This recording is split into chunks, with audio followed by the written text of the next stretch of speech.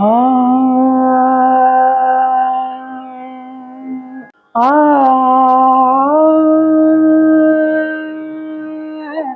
आ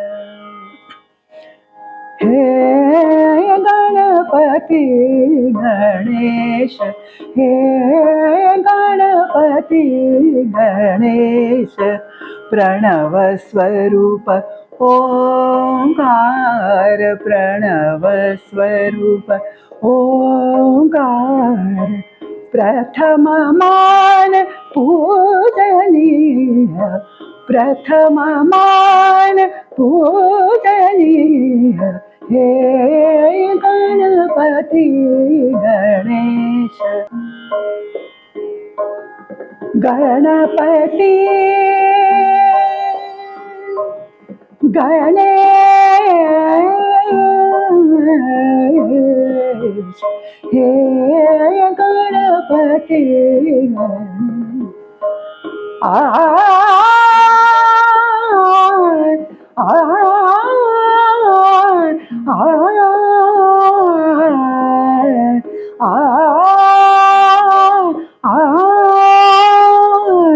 वक्रतुंड लंबोदर, वक्रतुंड लंबोदर, वक्रतुंड लंबोदर, आ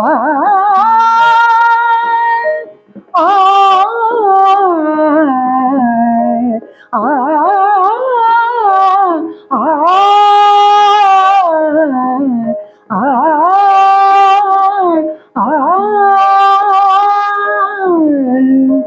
वक्रतुंड लंबोदर, वक्रतुंड लंबोदर, एकदंत गौरीसुत, एकदंत गौरीसुत, सकल बुद्धि दाता, सकल बुद्धि दाता, हे गणपती गणेश, हे गणपती गणेश,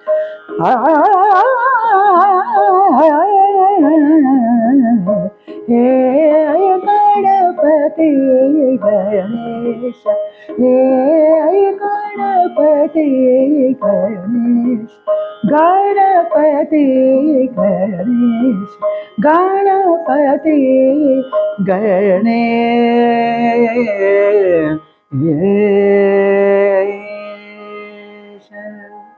आता आपण खूप छान गणेश स्तवनाबद्दलची एक बंदिश ऐकली.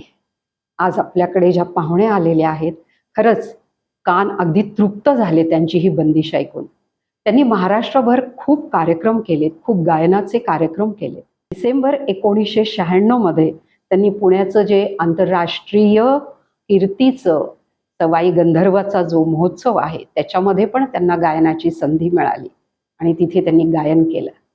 त्याचबरोबर कुंदगोळ या ठिकाणी सन्माननीय सवाई गंधर्व स्मृती महोत्सवामध्ये पण त्यांनी गायन केलं. ती संधी पण त्यांना मिळाली. आणि त्याचबरोबर या संधीचं सोनं कधी झालं त्यांच्या, तर त्यांना पंडिता गंगूबाई हनगल यांचा आशीर्वाद मिळाला. त्याचबरोबर आंतरराष्ट्रीय कीर्तिसंपन्न तबलावादक तालयोगी पंडित सुरेश तळवळकर यांच्या तबला वादनाबरोबर त्यांनी बंदिश गायली आहे. चला तर मग आता आपण भेटूया गुणी गायिका डॉक्टर रसिका एकबोटे यांना. ताई, संगीताची जी तुम्ही सुरुवात केली ती कशी झाली तुमची? ॲक्च्युली माझे वडील मिलिटरीत होते. बर. आणि त्यांच्या सारख्या बदल्या होत होत्या. त्यामुळे माझे आजोबा, माझ्या आईचे वडील पंडित दत्तात्रय बळवंत खिरे, बर, हे ॲक्च्युली पंडित मिराशी बुवांचे ग्वाल्हेर म्हणजे गायनाचे अध्वर्यू म्हणूया, हा. पंडित मिराशी बुवा त्यांचे शिष्य होते आणि त्यांचा गायनाचा क्लास होता. बर. आणि ते म्हणले की तुम्ही तुमचे हिंडत बसा, तुम्ही मी तिला सांभाळतो. हा. तर असं म्हणजे वयाच्या 3ऱ्या वर्षीच मी माझ्या आजोबांकडे आले, माझ्या आजोळी आले. हा. आणि त्यांच्याकडे सदैव म्हणजे सकाळी अगदी 7 वाजल्यापासून रात्री 9 पर्यंत सारखे संगीताचे स्वरच कानावर पडत असल्यामुळे ते आपोआप माझ्यावर संस्कार होत गेले. म्हणजे आजोबांकडे माझ्या वारसा मिळाला असं म्हणायला हरकत हो. नाहीये. आणि साधारण 5 वर्षाची असताना मी काही गात असताना त्यांच्या लक्षात आलं की मी सुरात गातेय. हा. असं साधारण त्यांच्यात लक्षात आल्यानंतर मग त्यांनी मला पर्सनली बसवून व्यवस्थित म्हणजे तो शिकवायला सुरुवात केली. हा, ते शिक्षणाला ते तुमच्यात 5व्या सुरुवात वर्षापासून साधारण माझ्या शिक्षणाला सुरुवात झाली. त्यांनी ओळखलं की हिचा आवाज आहे, सुरेल आहे, म्हणजे गाण्यासारखा आहे, आहे. गायनाला योग्य आहे. ताई, ग्वाल्हेर घराणं आणि किराणा घराणं याबद्दल काय सांगाल विशेष? ग्वाल्हेर घराणं सगळ्यात मेन घराणं मानलं जातं की जिथून आपल्या संगीताच्या घराण्यांची गंगोत्री म्हणजे म्हटलं जातं की बाकीचे त्या घराण्यातून बाकीची घराणी निर्माण झालेली आहेत. म्हणजे सुरुवात आहे असं म्हणाल का? ग्वाल्हेर घराण्यांनीच सुरुवात केली. त्याचा थोडासा इतिहास सांगायचं म्हटलं तर सदारंग अदारंग हे ग्वाल्हेर घराण्याचे करते धरते मानले जातात. कारण दिल्लीला सदारंग अदारंग ज्या दरबारात होता, मोहम्मद शहा रंगीले, त्यांच्याशी भांडण झालं. हे सदारंग जे होते ते बिनकार होते आणि त्यांचं काही भांडण झालं, त्याच्यामुळे ते तिथून निघून लखनौला वाजिद अली शहाच्या दरबारात आले. आणि ते जिथे राहत होते, म्हणजे दरबारात नाही राहिले पण जिथे राहत होते ते सगळ्या नृत्यांगना वगैरे ह्या लोकांच्या एरियामध्ये राहत असल्यामुळे आणि तिथे मग म्हणजे त्यांना काहीतरी वेगळं हवं होतं. ध्रुपद हे 300 वर्ष ऐकून सगळे म्हणजे ध्रुपद, आता ह्याच्यापेक्षा काहीतरी आम्हाला वेगळं पाहिजे असं जेव्हा म्हणजे श्रोत्यांच्या लोकांच्या राजवाड्यांच्या लक्षात आलं, त्यावेळेला मग यांनी अशा बंदिशी रचू लागल्या. आता बंदिशी अशा रचल्या की त्यावेळी स्त्रियांना आपले मन मोकळे करण्याचं काहीच साधन नव्हतं. बरोबर आहे. म्हणजे आपण अगदी युद्धावर गेलेला आपला पती सुद्धा आपण केव्हा येतो याची वाट बघत. ह्या ज्या भावना होत्या आणि शृंगारिक पुन्हा, तर त्या दृष्टीने या सदारंगाने तशी कवनं रचली. आणि ते दरबारात पेश केल्यानंतर हे काहीतरी वेगळं आहे. तर हे काय आहे, तर ते सहज ते म्हणले सदारंगी की हम हमारे ख्याल के हिसाब से हमने ये गाया है. त्यालाच त्यांनी ख्याल हे समजलं आणि ती ख्याल गायकी तिथून पुढे सुरू झाली. म्हणजे मेन जे आहे ग्वाल्हेरला वाजिद अली शहांच्या, कारण लखनौ वरून ते ग्वाल्हेरला आले आणि ग्वाल्हेरला ही सगळी त्यांच्या रचना वगैरे या सगळ्या प्रसारित झाल्या, प्रचार आल्या असं म्हणूया आपण. आणि तिथून मग त्याच्यानंतर ते नथन पीर बक्ष यांनी ती गायकी आत्मसात केली. नथन पीर बक्ष हे ग्वाल्हेर घराण्याचे पुन्हा मूळ अध्वर्य, कारण सदारंग जी गात होते ती गायकी आपल्या आजच्या गायकीपेक्षा खूप काही निराळी होती. तालही तसा खमसा म्हणून ताल होता आणि तसा त्यावेळेला त्या तालामध्ये 8 मात्राच्या तालामध्ये बंदिशी गायला जात होते. पण नथन पीर बक्ष यांनी त्याच्यावर विचार केला की रागाचा विस्तार पण त्याच्या बरोबर झाला पाहिजे. पण त्यावेळेला राग म्हणजे मग त्यातले फ्रेजेस, रागाचे चलन आणि फ्रेजेस याच्याप्रमाणे त्यांनी ती गायकी बनवली. आणि मग पुढे बडे मोहम्मद खा आणि त्यांचे पुत्र हद्दू हसू खा यांनी या गायकीचा पूर्ण महाराष्ट्रात म्हणजे मेन प्रसार जो झाला तो हद्दू हसू खानच्या पासून झाला.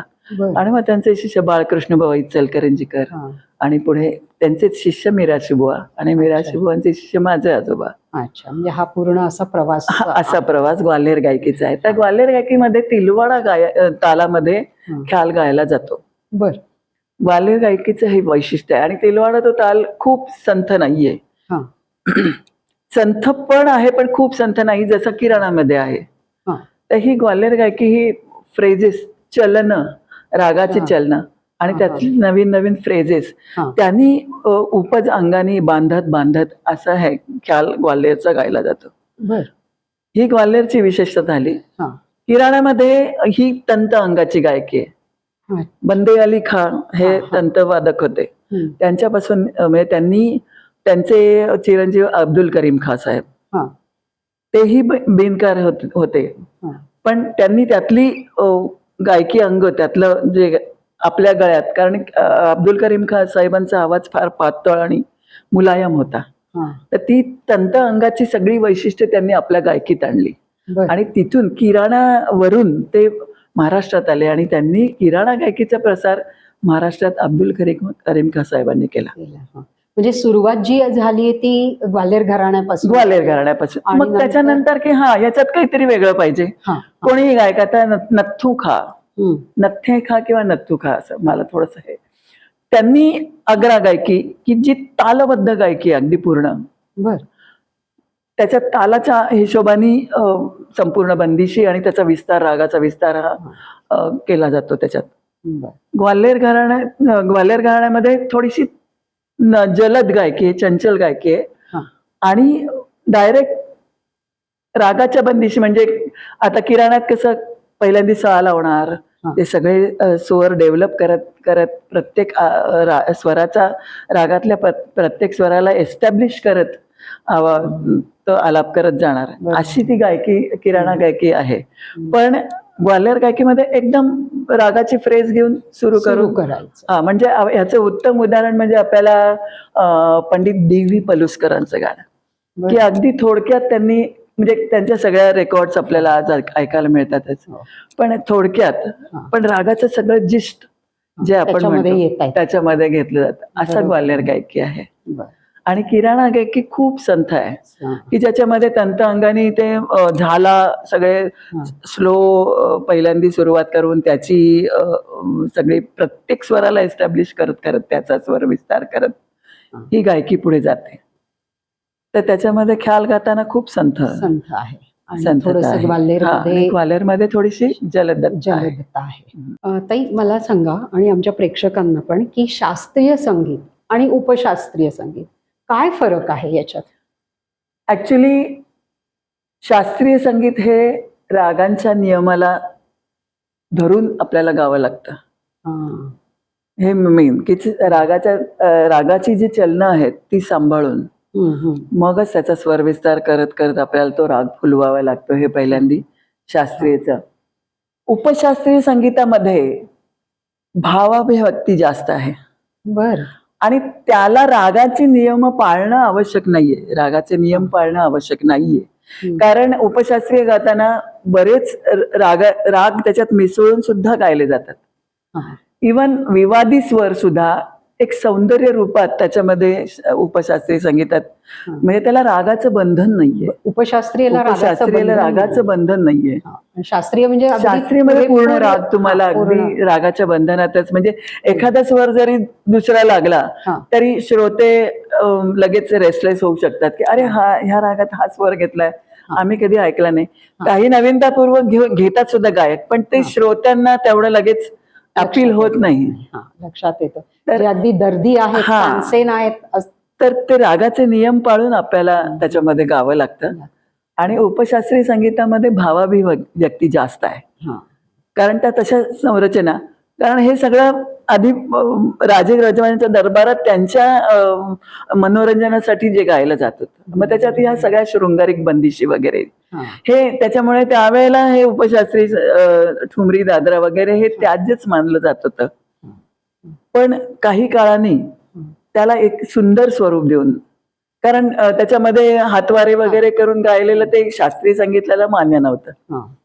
पण हिराबाईंनी किंवा ह्या गायिकांनी याच्यानंतरच्या पिढ्यांमध्ये आणि अब्दुल करीम खान साहेबांनी आपल्या शास्त्रीय संगीताच्या बरोबरीने, रागाच्या बरोबरीनंतर त्यांनी ठुमरी गायला जेव्हा सुरुवात केली आणि ती इतकी शालीनतेने गायला सुरुवात केली, त्यामुळे मग ठुमरीचा म्हणजे आपल्याच्यात प्रवेश झाला असं म्हणायला हरकत नाही. शास्त्रीय म्हणजे मेन फरक हाच, की भावाभिव्यक्ती जास्त आहे. आणि रागाचा नियम त्याला आहेच असं नाही, अनेक राग मिसळून सुद्धा पुन्हा तुम्ही मेन रागाच्या बंदिशीवर येऊ शकता, इतकं त्याच्यात स्वातंत्र्य आहे. आणि शास्त्रीय पेक्षा भावाभिव्यक्ती उपशास्त्रीयमध्ये जास्त आहे. रसिकाताई, तुम्ही आजोबांकडनं सुरुवात केली, पण तुमचे मेन गुरु कोण आहेत? ग्वाल्हेर घराण्याचे शिक्षण तर मला माझ्या आजोबांकडून मिळालं, तालीम मिळाली मला. आणि साधारण 10वीत वगैरे असताना पंडित दाजी करंदीकर, जे प्रभाताई अत्रे यांचे अगदी लहानपणीचे गुरु आहेत. म्हणजे त्यावेळेला प्रभाताई लहान असताना दाजींनी त्यांना शिकवलेलं आहे. तर ते सहज आमच्याकडे क्लासवर आले असताना, आजोबांच्या भेटीला आले असताना त्यांनी माझं गाणं ऐकलं. आणि एका कॉम्पिटिशन मध्ये ते परीक्षक होते, तिथे माझं गाणं ऐकलं. आणि ते म्हणले की तुम्ही माझ्याकडे हिला सोपवा, मी तिला चांगली तयार करतो वगैरे. आणि आजोबांच्या क्लासच्या ह्याच्यातून सुद्धा, आणि म्हणले की एक चांगले गुरु तुला मिळतात तर तू त्यांच्याकडे शिकायला जा म्हणून. तर त्यावेळेला घराण्याचा प्रश्न आड आला नाही. ते दाजींकडे जी सुरुवात झाली ती माझ्या किराणा घराण्याच्या तालिमीने सुरू झाली. मग दाजींनी मला म्हणजे ख्याल तर शिकवले. ठुमरी, दादरा, सुगम संगीत पण दाजींनीच रेडिओवर मला ऑडिशन देऊन मला दाजींनी एक 25-30 गीतं त्यावेळेला त्यांनी संगीत दिलेली तयार करून घेतली होती. आणि ती मी रेडिओवर त्यावेळेला म्हणायचे. तर दाजी करंदीकर हे दुसरे गुरु. आणि पुन्हा म्हणजे दाजी खूपच वयस्कर झाल्यानंतर त्यांना ऐकू वगैरे येत नव्हतं, म्हणजे असं. मग त्याच्यानंतर पुन्हा माझा शिक्षणाचा प्रश्न पुढे आला. तर त्या दरम्यान मला कशाळकर सर भेटले की ते माझ्या बहिणीच्या शाळेत आधी शिक्षक होते, तशी ओळख होती. आणि माझ्या बहिणीला त्यांचं गाणं माहिती होतं. आणि ती खूप कौतुक करायची की कशाळकर सर खूप चांगलं गातात, तू त्यांच्याकडे शिक. तर ते सुदैवाने मला ते भेटले. आणि त्यांना म्हणजे विचारलं की मला तुम्ही पुढे शिकवा आणि मला तुमच्याकडे हे संगीताचार्य करायचंय, की त्यावेळेला मी अलंकार झाले होते. तर असं माझं ओळख झालं आणि त्यांनी लगेच स्वीकृती दिली. आणि मग संगीताचार्य म्हणजे गेली 35 वर्ष मी डॉक्टर विकास कशाळकर यांच्याकडे गाणं शिकतेय. म्हणजे असे 3 गुरु माझ्या आयुष्यात. आणि मग ग्वाल्हेर, किराणा आणि पुन्हा कशाळकर सर पंडित गजानन बुवा जोशी, ग्वाल्हेर घराण्याचे जे अध्वर्यू, त्यांचे शिष्य आहेत. तर ते पुन्हा मी ग्वाल्हेरकडे आले, असं झालं. म्हणजे सुरुवात तिथून झाली आणि परत आता ग्वाल्हेर, किराणा, ग्वाल्हेर असं. ताई, नाट्यसंगीतामध्ये आपलं प्रभुत्व आहे, एखादं नाट्यसंगीत आमच्या रसिकांसाठी? अगदी अवश्य.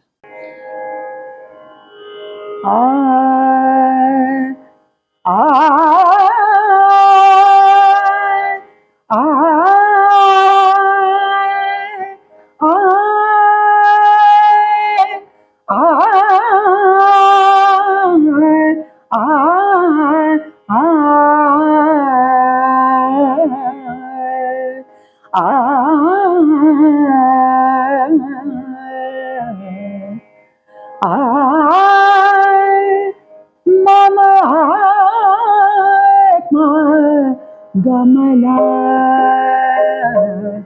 मम आत्मा गमला मम आत्मा गमला मम आत्मा गमला मम आत्मा गमला मम आत्मा गमला मम आत्मा गमला नकळत नवळत हृदय तळमळत नकळत नवळत हृदय तळमळत नकळत नवळत हृदय तळमळत भेटाया जाणे आत्मा गमला मम आत्मा गमला मम आत्मा गमला मम आत्मा गमला मम आत्मा गमला मम आत्मा गमला मम आत्मा गमला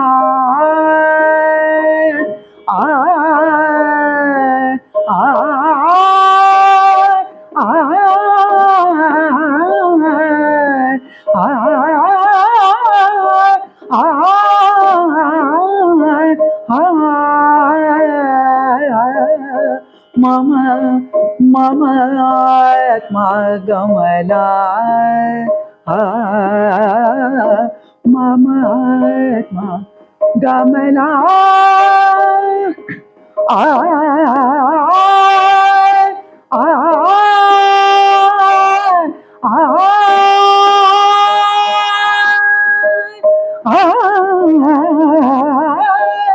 एकची वेळ जरी मज भेटला एकची वेळ जरी मज भेटला एकची वेळ जरी मज भेटला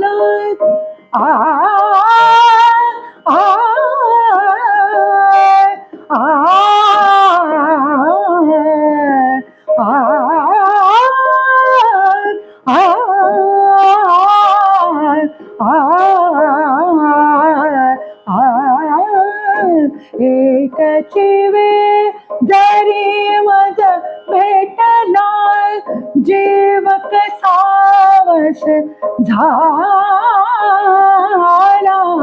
जीव कसा वश झाला भाव दुजा मिटला वाटे प्राण सखा आला परतून गेला आत्मा गमला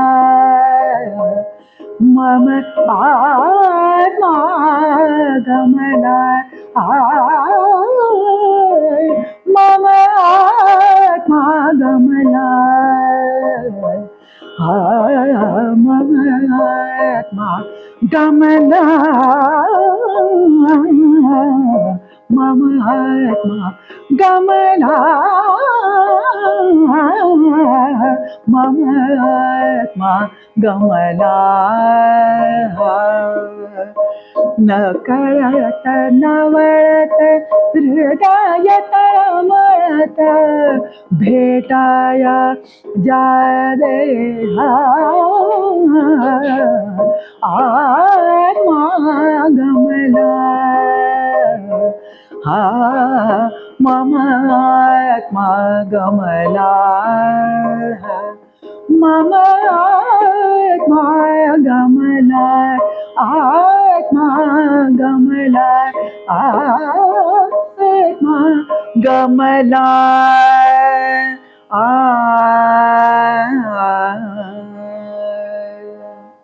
वाह, खूप सुंदर. तुम्ही दूरदर्शनमध्ये श्रावण सरीमध्ये पण पार्श्वगायन केलं, तर ते पार्श्वगायन आणि मैफिल यामध्ये काय फरक तुम्हाला जाणवला?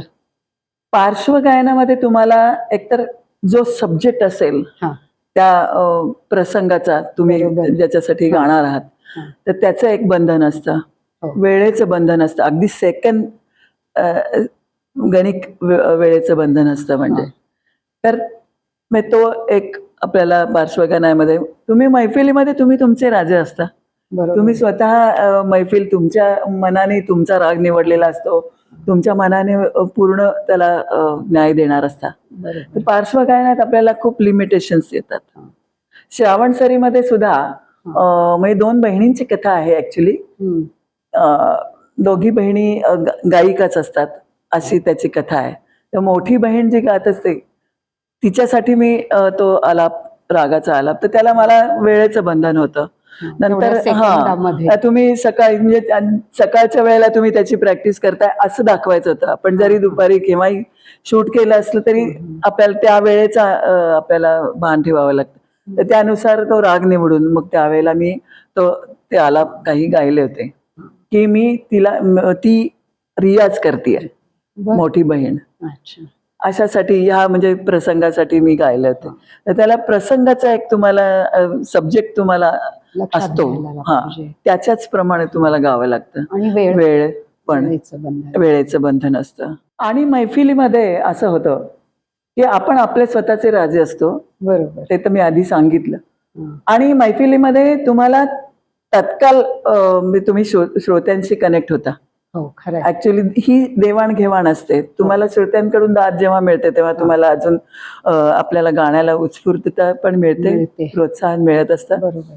आणि अनेक कल्पना पण आपल्या ते आपण स्वतःचे राजे असतो. तिथे तुम्हाला तुमच्या स्वतःची काही आयडिया, म्हणजे तेवढं स्वातंत्र्य असेल तर रागाचं स्वातंत्र्य असेल किंवा तेवढं असेल तर तुम्ही तुमचं प्रेझेंट करू शकता.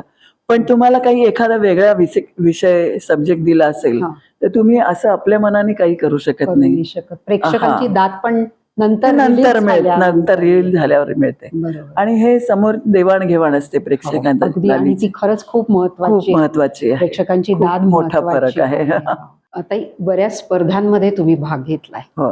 हे स्पर्धांमध्ये भाग घेताना काय रियाज किंवा कशी तुम्ही तयारी करता? ऍक्च्युली रियाजात काही फरक नसतो. पण स्पर्धा हे अगदी लिमिटेड, म्हणजे 15 ते 20 मिनिटात तुम्हाला सगळं सौंदर्य दाखवायचं असतं रागाचं. बरोबर. जे मैफिलीत आपण तासभरात दाखवतो त्याचं अगदी मिनिएचर फॉर्म म्हणजे स्पर्धा. की तुम्हाला 15 मिनिटाचं 20 मिनिटाचं त्याच्यात बंधन असतं आणि त्याच्यामध्ये तुम्हाला रागाचं स्वरूप, ख्यालाची बंदिश, त्या बंदिशीचा तेवढा विस्तार, पूर्ण सप्तकाचा विस्तार, अंतराचे आलाप आणि बोलताना ताना, ही जी रागाची म्हणजे सादर करण्याची एक पद्धत आहे, हे सगळे पॉइंट हे तुम्हाला 15 मिनिटात बसवायचे असतात. म्हणजेच याचं उदाहरण मगाशी मी सांगितलं तसं की पंडित डी.व्ही. पलुस्कर, त्यांचे तुम्ही 7-8 मिनिटाचे राग ऐका, तुम्हाला पहिल्या स्वरापासून म्हणजे त्या सगळं आलेलं असतं, त्याचं जिस्ट सगळं ते सांगतात. तर तशी तुम्हाला स्पर्धेसाठी खूप तयारी करावी लागते.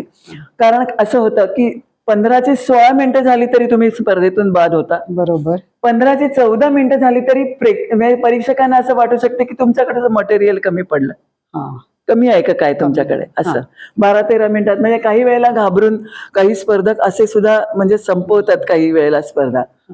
तर तसं नाही, म्हणून तुम्हाला ते मिनिटागणिक त्याचा अभ्यास तुम्हाला करावा लागतो की 1च मिनिटं पहिला स्वतःचा आलाप, नंतर दुसऱ्या मिनिटाला 2 मिनिटात ख्याल, 3 मिनिटात पुढचा स्वर विस्तार, 1 मिनिटाचा अंतर आलाप, नंतर 1-2 मिनिटं त्याची बोल आलाप लयकारी आणि नंतर ताना.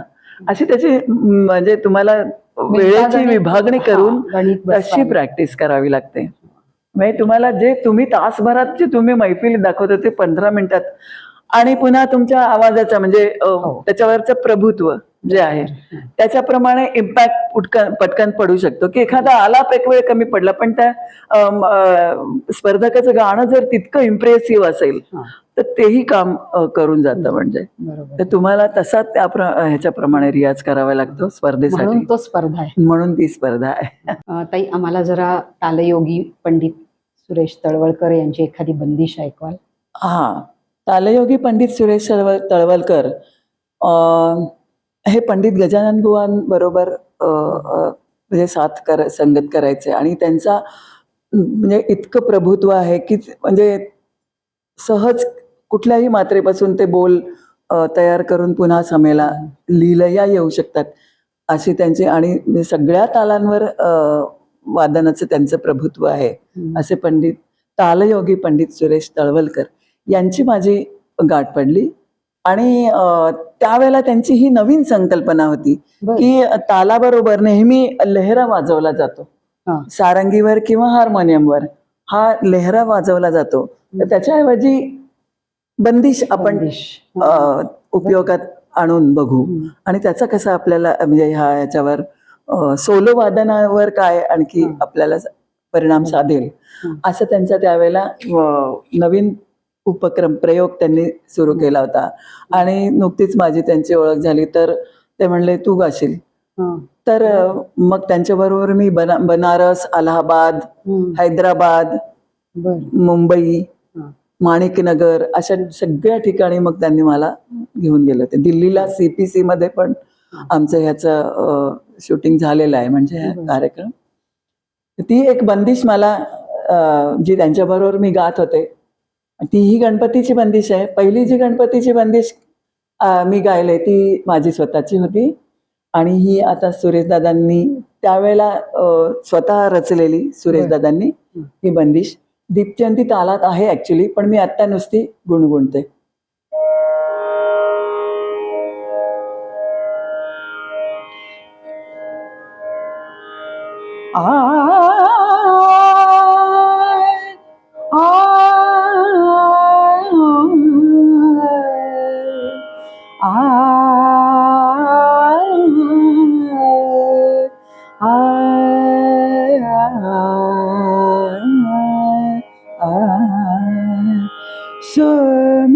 सुमिरन करो गणपति गणेश, सुमिरन करो गणपति गणेश, सुरलय ताल सब ओंकार उनाई में समाये, सुरलय ताल सब ओंकार उनाई में समाये, सुमिरन करो गणपति गणेश. वा. ताई, तुम्ही भारताबाहेर काही प्रोग्राम्स किंवा कार्यक्रम केलेत का? ऍक्च्युली दिल्ली ICCR, दिल्लीमध्ये जे ICCR आपल्या भारताची सरकारी आपली हे संस्था आहे, त्याच्यातर्फे माझी निवड झाली होती 2004 साली ट्रिनिडॅड टोबॅगो साठी. ट्रिनिडॅड टोबॅगो हे वेस्ट इंडिज मधलं एक बेट आहे. तिथे सुरिनाम, गयाना, ट्रिनिडॅड टोबॅगो असे मियामी वगैरे ही जी बेट आहेत, ह्या बेटांवर आपले भारतीय जे 200 वर्षापूर्वी स्लेव्ज तिकडे गेले होते, त्यांनी आपली भारतीय संस्कृती तिकडे खूप जपून ठेवलेली आहे. म्हणजे बोललं जातं आता इंग्लिश, पण आपली सगळी संस्कृती म्हणजे आपल्या सगळ्या पूजा, दिवाळी, होळी, दसरा हे नवरात्र, हे सगळं, गणपती, हे सगळं तिकडे ते साजरे करतात. अरे वा. आणि आपल्या सगळ्या म्हणजे इंडियन इन्स्टिट्यूट्स प्रत्येक बेटावर आहेत.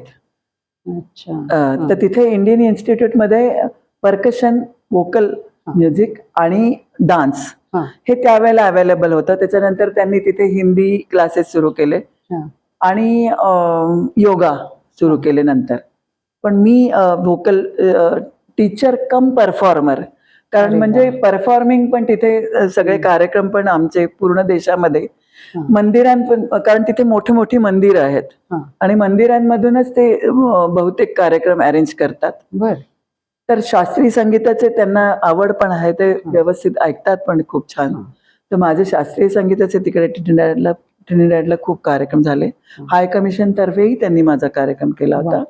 आणि रेग्युलर मी टीचर म्हणून पण तिथे काम केलं. तर तिथे हिंदी भाषेचीच सगळी गाणी मी शिकवायचे.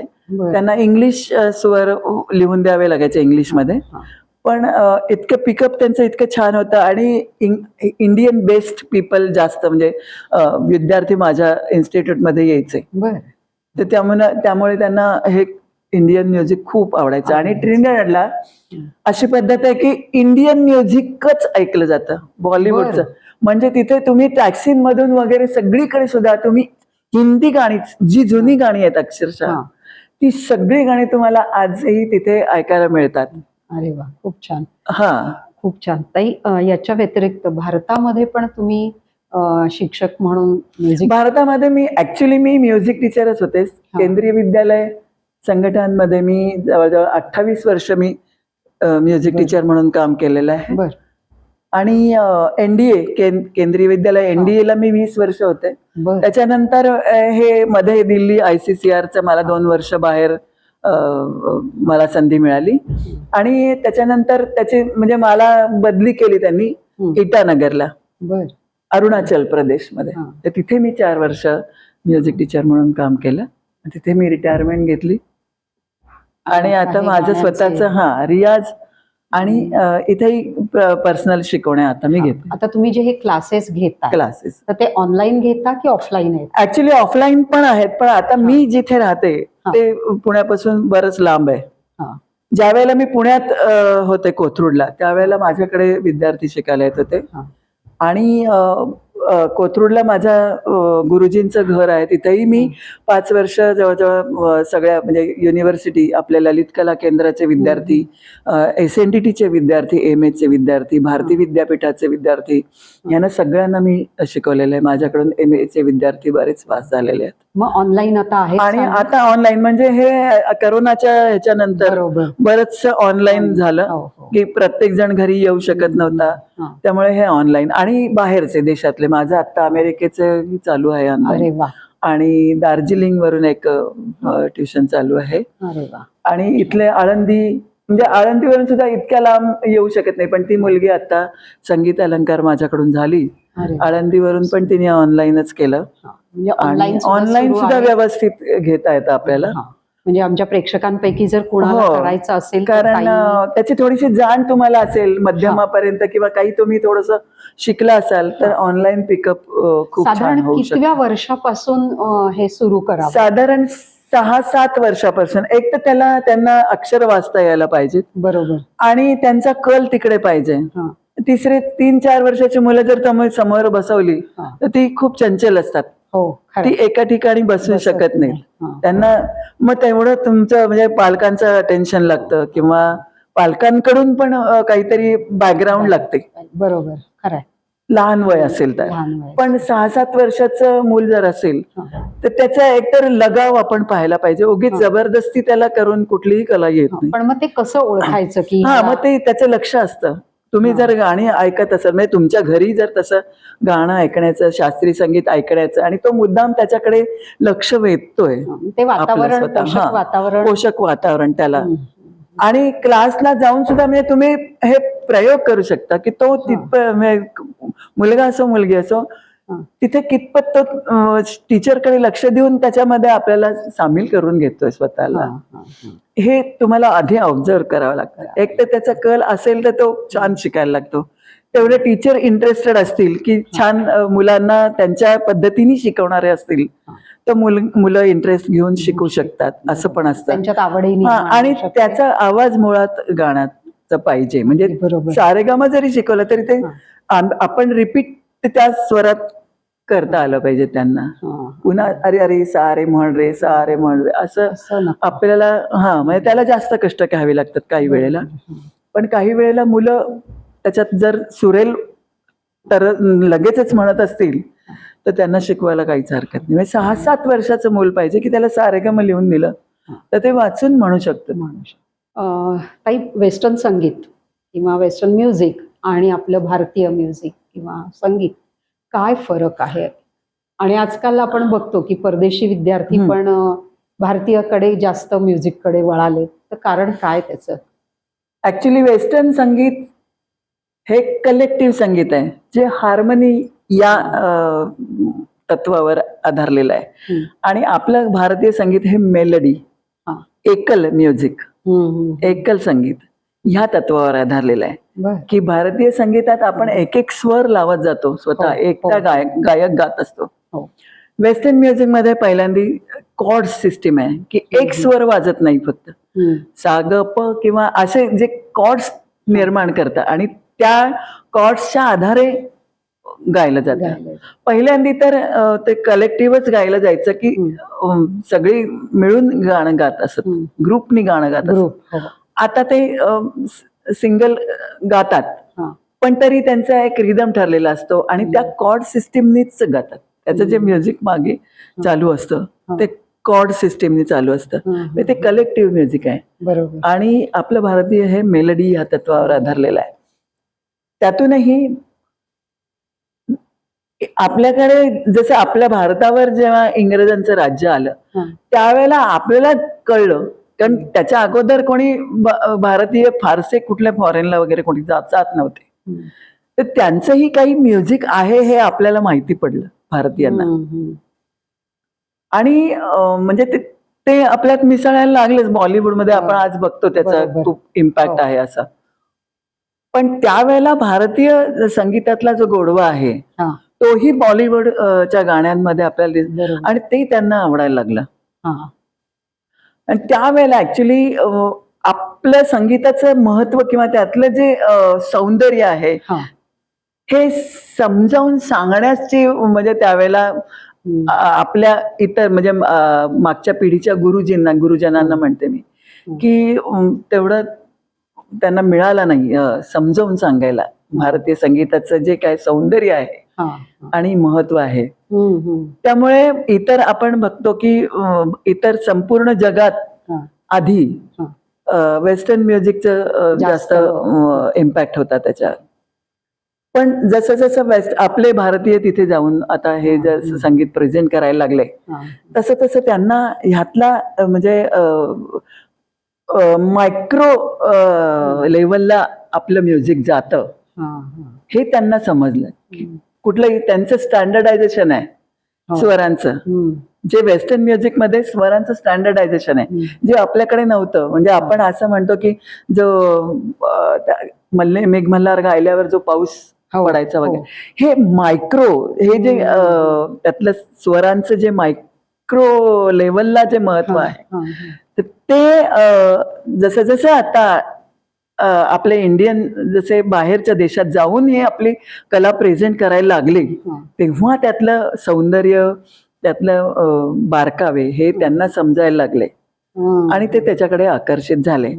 आणि म्हणून आता भारताने अजून हे केलेलं नाहीये पण इतर सगळ्या देशांमध्ये आता वर्ल्ड म्युझिक म्हणून जे इन्स्टिट्यूट्स उघडले आहेत सगळीकडे त्याच्यामध्ये एशियन म्युझिक म्हणून आपल्या इंडियन म्युझिकचा त्यांच्या अभ्यासक्रमात प्रत्येक देशामध्ये समावेश आहे.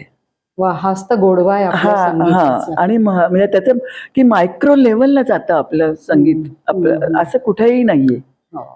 स्वरांची जी मजा आहे किंवा स्वरांचं जे म्युझिक हे त्याचं खूप गहर सौंदर्य जे सखोल सौंदर्य म्हणता येईल ते आत्ता ह्या लोकांना समजायला लागलंय की जेव्हा आपले भारताबाहेर आपले कलाकार कार्यक्रम करतायत जातात आणि ते समजायला लागल्यानंतर त्यांनी सगळ्या देशामध्ये आता इंडियन म्युझिकचा एक वेगळा कोर्स आहे त्यांच्याकडे आणि प्रत्येक देशामध्ये वर्ल्ड म्युझिक म्हणून त्यांनी एक कोर्सच काढलेला आहे. त्याच्यामध्ये प्रत्येक देशाचं म्युझिक आणि त्याचा अभ्यास करता येतो आणि भारतीय आणि त्याला जास्तीत जास्त विद्यार्थी फॉरेनचे म्हणजे जास्त दुसऱ्या देशातले आहेत हे आपल्याला सांगायला खूपच अभिमानास्पद गोष्ट आहे.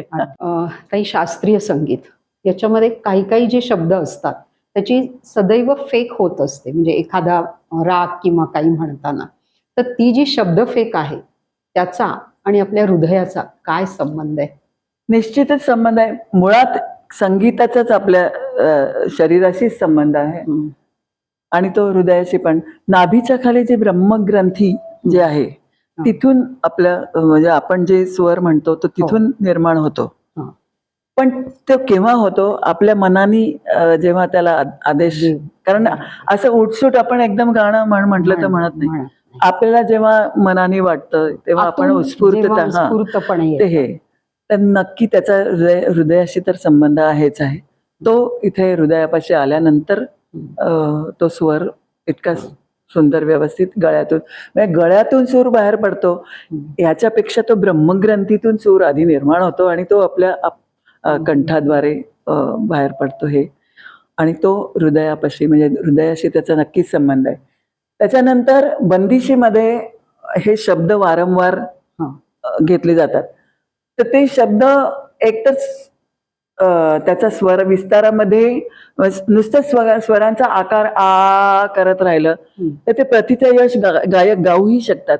पण असंही नंतर लक्षात आलं की त्या स्वरांच्या जोडीला आपण जर शब्द वापरले तर त्या स्वरावलीला जास्त आणखी जास्त त्याचा इम्पॅक्ट जास्त, भावाभिव्यक्ती जास्त होऊ शकते आणि सौंदर्य निर्मिती त्याच्यातून होऊ शकते. असं जेव्हा लक्षात यायला लागलं तेव्हा स्वरांचा आपल्या आलापाबरोबर आपण शब्दही, आता बंदिशीमध्ये नेमके म्हणजे मोजके शब्द असतात, त्यामुळे तेच तेच शब्द आपण रिपीट करत करत आपण आलाप गात असतो. तर तो शब्द जो घेतो तो प्रत्येक वेळेला एकसारखाच नाही घेत. बरोबर. त्याला वेगवेगळ्या स्वरावलीतून गुंफत आपण तो शब्द रिपीट करत असतो. त्यावेळेला त्या वेगळ्या स्वरांचं सौंदर्य तर येतं, पुन्हा वेगवेगळे भाव त्याच्यातून निर्माण होत असतात.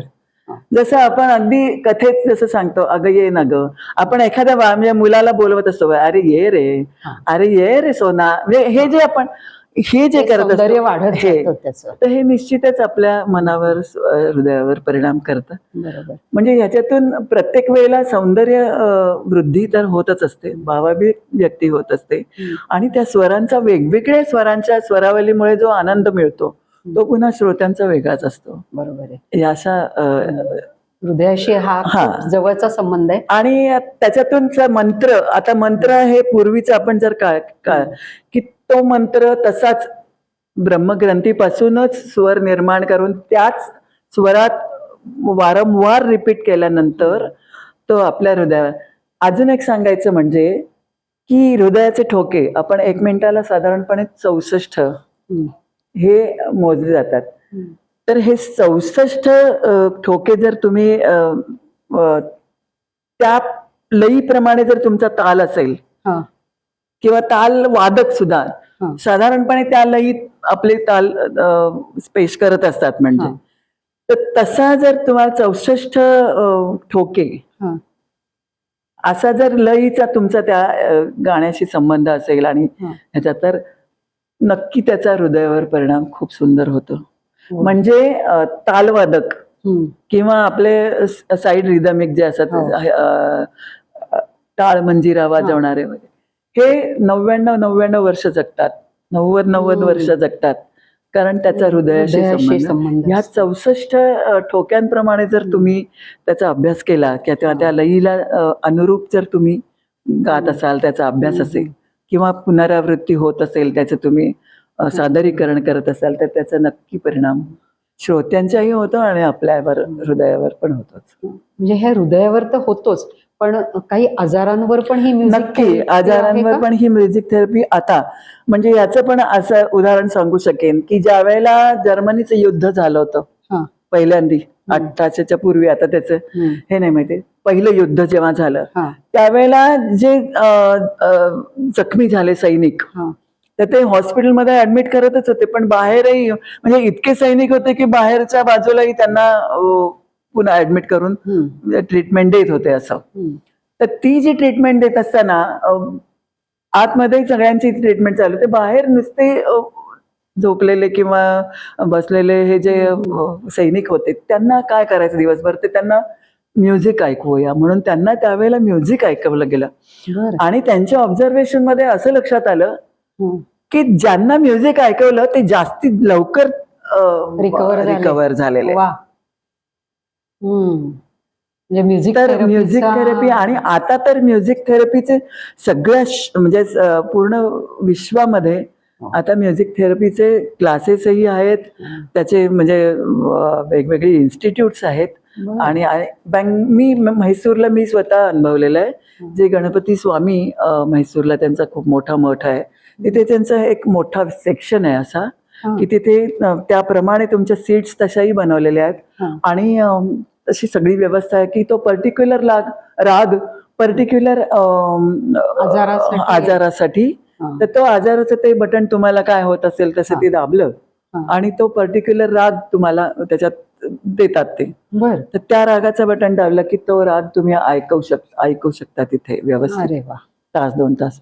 असं त्यांचं म्युझिक थेरपीचं पूर्ण मी स्वतः तिथे बघून आलेले असं. आणि आता तर सगळीकडे पुण्यामध्ये आणि सगळीकडे म्युझिक थेरपी चालते.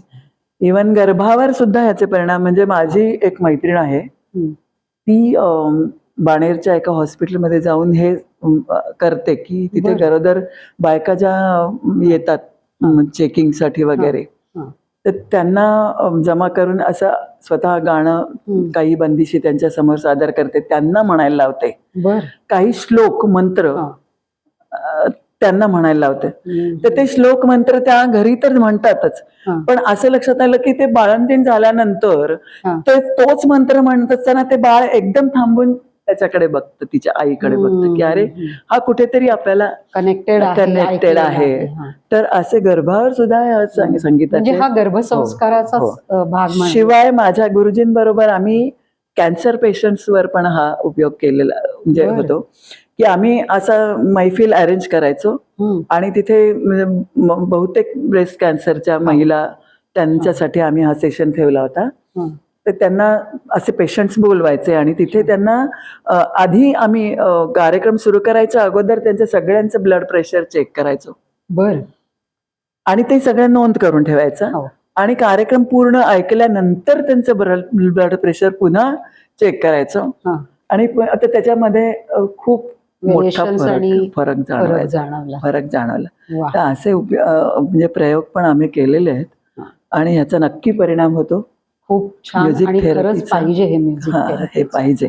आता तर म्हणजे ही इन्स्टिट्यूट आहे म्हणण्यापेक्षा हे चालू झालंय आता हे सत्र की पुढे म्युझिक थेरपी परदेशात सुद्धा ते अगदी आहे सगळीकडे अवलंबून. ताई, हे गाणं म्हणताना किंवा रियाज करताना किंवा जे प्रेक्षक आहेत आमचे त्यापैकी कोणी जर गाणं शिकत असेल तर यामध्ये काळजी कशी घ्यावी आपल्या गळ्याची? ऍक्च्युली विशेष काळजी अशी, आता खूप गरम पाणी प्यावं वगैरे असं सांगतात, पण आपण जितकं नॉर्मली आपल्या गळ्याला आपण ट्रीट करू ना तेवढं म्हणजे आपण नॉर्मलीच जसं नॅचरली आपण गळ्याला साधं पाणी पितो, अगदी लोणचं आईस्क्रीम खातो सगळं, पण ते कंट्रोलमध्ये असावं. आणि स्वरांचा रियाज, गायकाला तर रियाज हा पाहिजेच पाहिजे. आणि गळ्याची काळजी आणि गळ्याचा आवाज तुम्हाला सुंदर करण्यासाठी भ्रामरी या म्हणजे प्राणायामाचा खूप चांगला उपयोग होतो. मध्ये आता मी एक सेशन पण अटेंड केलं होतं की त्यांनी भ्रामरीचे वेगवेगळे प्रकार सांगितले.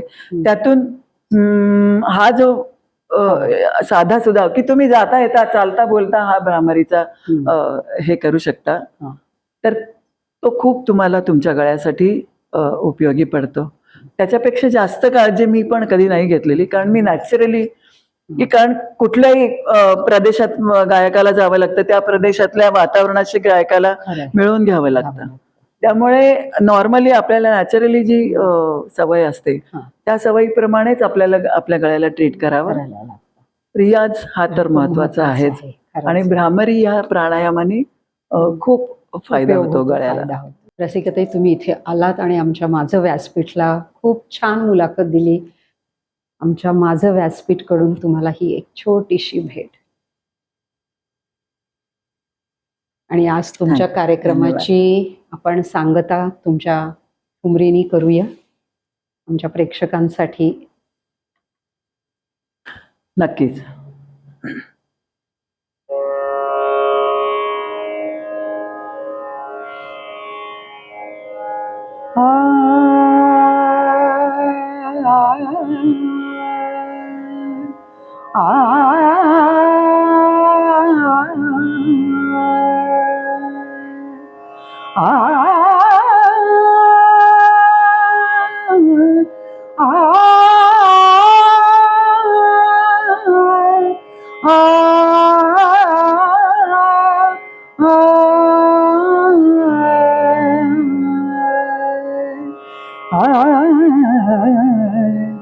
कैसी बजाए शान बांसुरिया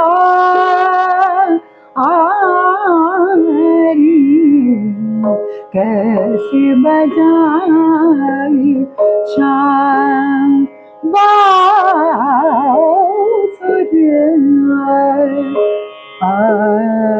कैसे बजाए शाम बांसुरिया आरी, कैसे बजाए शाम शाम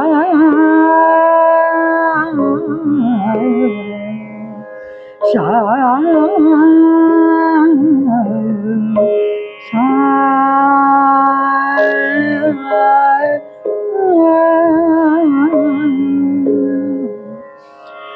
कैसे बजाए शाम कैसे बजाए शाम कैसे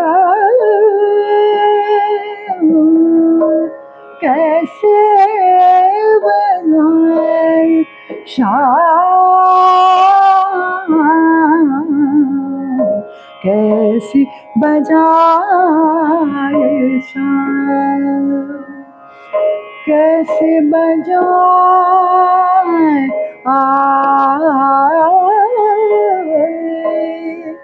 कैसे बजाए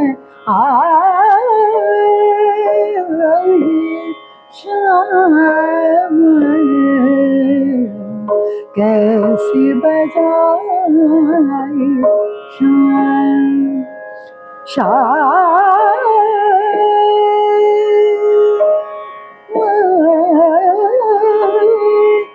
कैसे बजाए शाम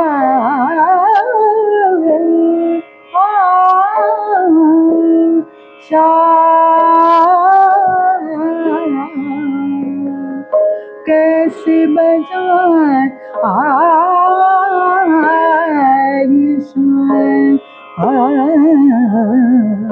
कैसे बजाए कैसे बजाए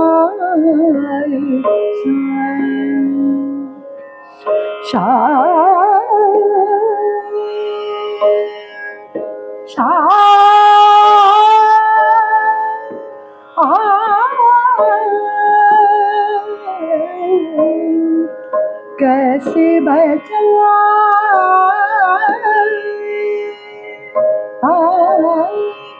नवल त्रिभंग नवल त्रिभंग नवला त्रिभंग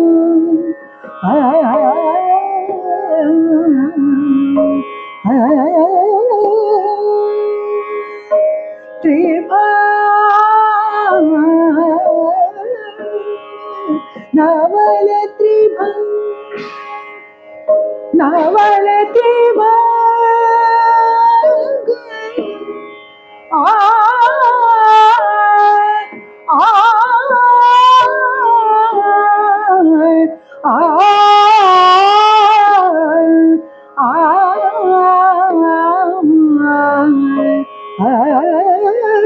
नवल त्रिभंग कदम के तले छाए मोहित ब्रिज के बांसुरिया कैसे बजाए शाम बांसुरिया आरी कैसे बजाए शाम कैसे बजाए शाम कैसे बजाए शाम